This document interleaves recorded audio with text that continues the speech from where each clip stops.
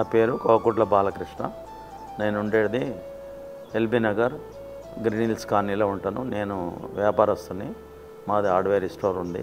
Last మేము పోయిన అమాస నాడు పెత్తరమాస నాడు వచ్చినాము. ఆదివారం నాడు మా పెద్ద అల్లుడు మా బిడ్డ వచ్చినాము. ఇక్కడ అప్పుడు ఒక చాలా ఆనందంగా అనిపించింది.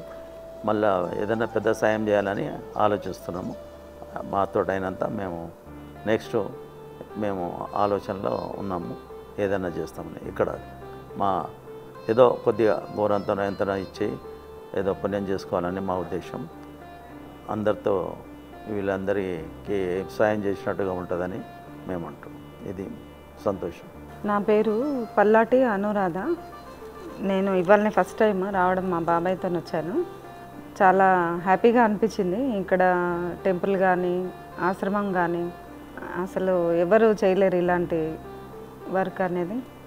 అలా చాలా పెద్ద సహాయం అనిపించింది నాకు. అన్నిటికన్నా పెద్ద సహాయం ఇది. అందరినీ అట్లా ఇలాంటి సేవ చేయడం చాలా గొప్పది అనిపించింది. ఈ సేవ అనేది చాలా గొప్పది అనిపించింది. చాలా హ్యాపీగా అనిపించింది.